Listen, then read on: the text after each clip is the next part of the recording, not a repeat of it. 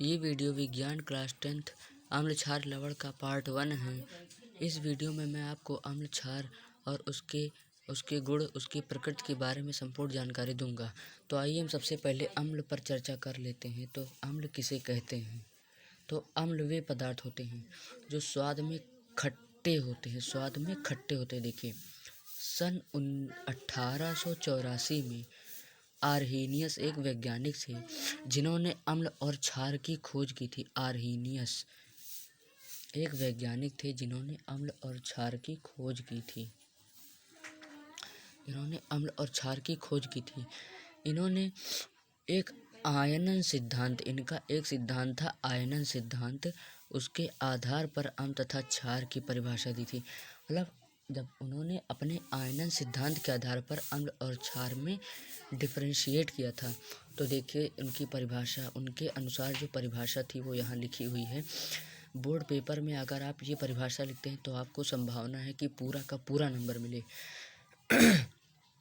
तो आर्हेनियस के अनुसार वे पदार्थ जो जलीय विलयन में घोलने पर हाइड्रोनियम आयन H3O+ देते हैं तथा नीले लिटमस को लाल कर देते हैं, अम्ल कहलाते हैं। ये है सिंपल परिभाषा है, लेकिन आर्हेनियस के अनुसार उनके आयनन सिद्धांत के आधार पर है, जिस पर आपको बहुत ज़्यादा नंबर मिल सकते हैं। अब देखिए, इसके उदाहरण में आता है जैसे हाइड्रोक्लोरिक अम्ल HCl। लेकिन जब इसका देखिए, कोई भी अम्ल जब तक अम्ल नहीं होगा जब तक उसको पानी में ना घोला जाए, जब तक उसकी क्रिया पानी के साथ हो ना जाए, तो अम्ल का भी अस्तित्व बिना पानी के नहीं है।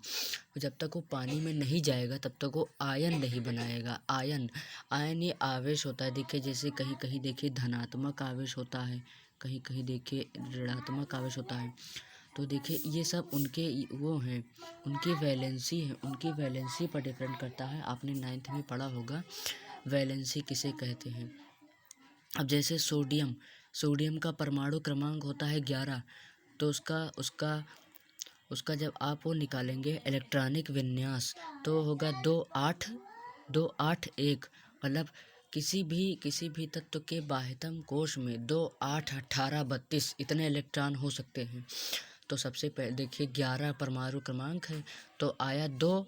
देखिए किसका, यानी सोडियम का परमाणु क्रमांक है 11, और परमाणु क्रमांक 11 होने पर तो उसका जब आप इलेक्ट्रॉनिक विन्यास निकालेंगे तो होगा 2, 8, 1। तो ये जो सबसे लास्ट वाला डिजिट होता है किसे कहते हैं? उसे कहते हैं इसकी वैलेंसी। ये देखिए, तो यहाँ पर सोडियम है, इसकी वैलेंसी देखिए। जब आप सोडियम की क्लोरीन के साथ क्रिया कर जाते हैं NaCl, तो बताइए देखिए कहीं कहीं लिखा रहता है H2SO4। तो बताइए यहाँ पर 2 क्यों लिखा गया और यहाँ पर तो 2 नहीं लिखा गया, यहाँ पर तो नहीं लिखा गया। क्यों नहीं लिखा गया? क्योंकि Na की लास्ट वाली वैलेंसी 1 है। जो जब ये किसी तत्व से क्रिया करता है, जब इसकी क्रिया हुई तो Na की 1 वैलेंसी इस पर आ गई और क्लोरीन की 1 वैलेंसी इस पर आ गई। तो 1 चूँकि लिखा नहीं जाता तो इसलिए 1 माना जाता है। तो ऐसा होता है इलेक्ट्रॉन। आपने 9th में पढ़ा होगा, नहीं पढ़ा होगा तो आप फिर से पढ़ लीजिएगा।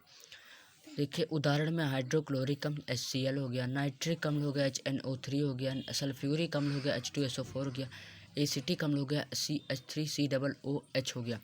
तो जब इसको पानी में घोलते हैं तो ये आयन बनाता है। देखिए 2 आयनों में टूट गया। देखिए H+ आयन में, देखिए HCl में H+ आयन में, Cl- आयन में, HNO3 में H+ आयन में, NO3- आयन में, H2SO4 में H+ आयन में और HSO4 ऋण आयन में। देखिए अब आप कहेंगे यहाँ 1 H है, यहाँ 2 है, लेकिन ऐसा नहीं है। देखिए यहाँ पर H2 लिखा हुआ है, तो यहाँ पर 1 H यहाँ हो गया, 1 H यहाँ हो गया।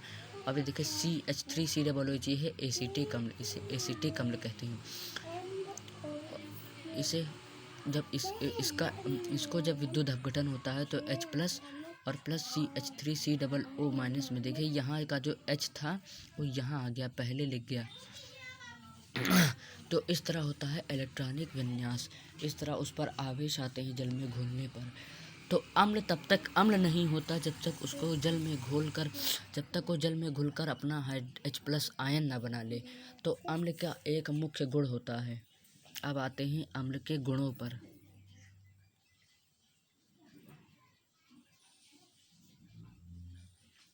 अम्ल के गुण, देखिए अम्ल के गुण क्या क्या हैं।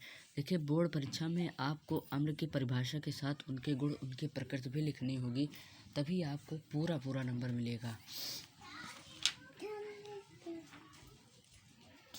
अम्ल के गुण किसे कहते हैं? अब देखिए अम्ल के गुणों में तो आप सबसे पहले लिख सकते हैं, परिभाषा के अनुसार ही ये स्वाद में खट्टे होते हैं। ये स्वाद में खट्टे होते हैं। ये स्वाद में खट्टे होते हैं।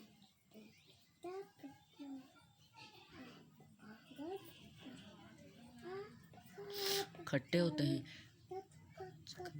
संचारक होने के कारण त्वचा को जला देते हैं। और इनकी एक और खासियत है, ये संचारक होते हैं। ये संचारक होते हैं।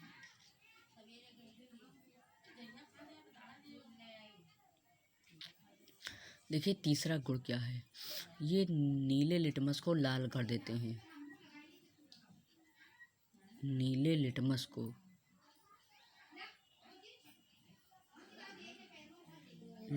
को लाल कर देते हैं।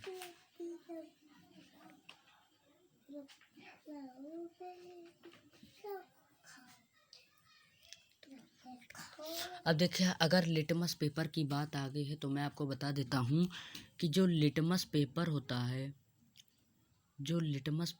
देखिए यहाँ मैं आपको बता देता हूँ, जो लिटमस पेपर होता है, ये लिटमस पेपर एक थैलोफाइटा समूह होता है। थैलोफाइटा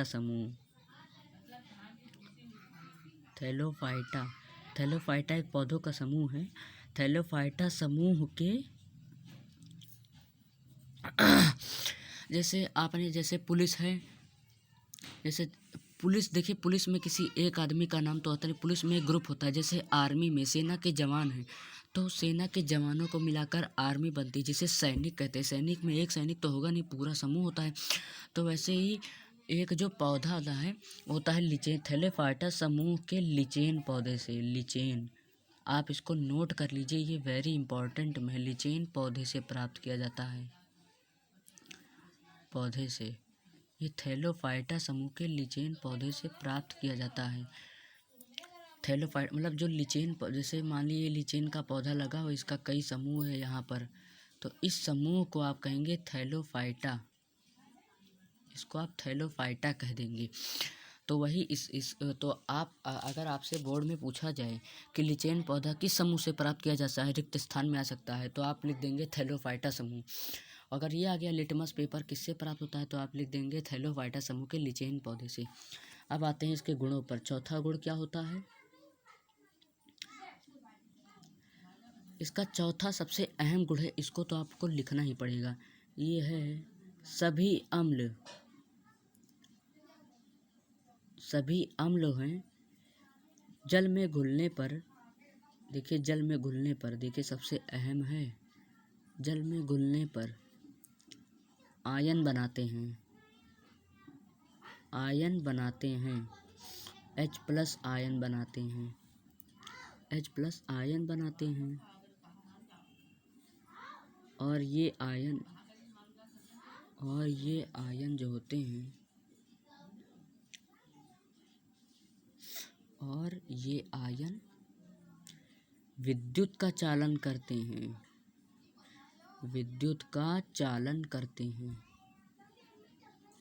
चालन करते हैं। इस वीडियो में बस इतना ही। पार्ट 2 में मैं आपको बताऊंगा कि अम्ल जल में विद्युत का चालन कैसे करते हैं, उसको मैं आपको पूरा प्रयोग द्वारा समझाऊंगा।